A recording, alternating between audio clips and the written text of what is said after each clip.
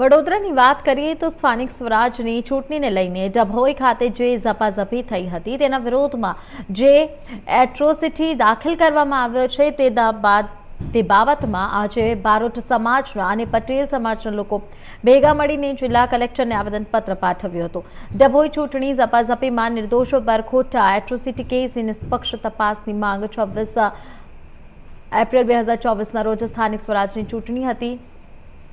એમાં ડભોઈની અંદર જે બનાવ બનેલો હતો તે મામલતદાર કચેરીની અંદર જે ઝપાઝપી થઈ હતી એમાં 5 બ્રહ્મભટ્ટો અને 2 પટેલને નિર્દોષ છે। એની પર એટ્રોસિટી જે કલમ દર્શાવવામાં આવી છે જે ખોટી રીત ના કરી છે એની નિષ્પક્ષ તપાસ થાય અને દૂધનું દૂધ પાણીનું પાણી થાય તેની માટે સમાજના લોકો આવેદનપત્ર આપવા આજે વડોદરા કલેક્ટરને આવેદનપત્ર પાઠવ્યું છે।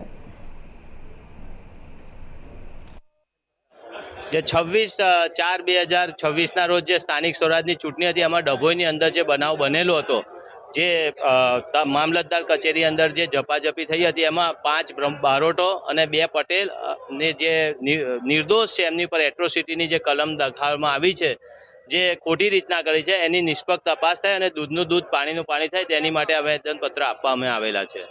તમે કોને આવેદનપત્ર આપ્યું છે?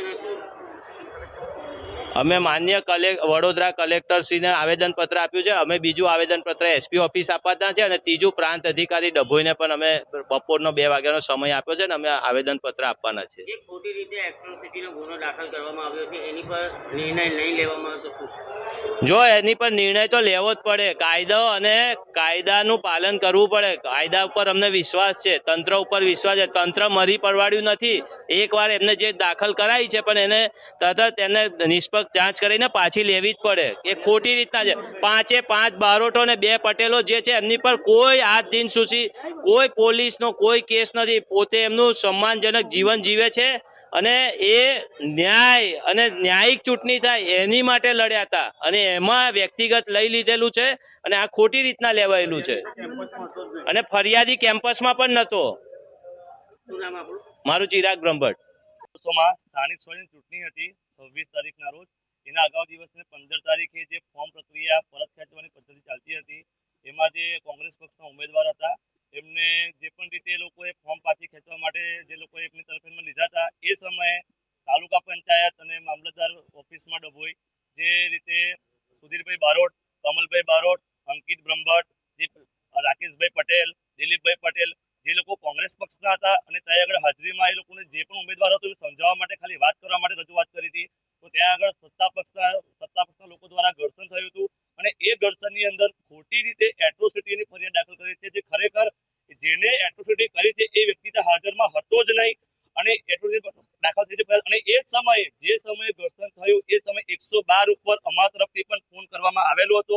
112 તરફથી કોઈ અમને ફીડબેક આવ્યો નથી કોલ આવ્યો અને આ લોકોની ફરિયાદ સાંજે 7 વાગે રજીસ્ટર પણ થઈ જાય છે કે સત્તા પક્ષ હોવાથી સત્તાનો ખોટો ઉપયોગ કરીને આ લોકોને એટ્રોસિટીની ફરિયાદ દાખલ કરેલી છે અને એટ્રોસિટીની ફરિયાદ માટે પણ પાછળનો પ્રોસેસ હોય છે।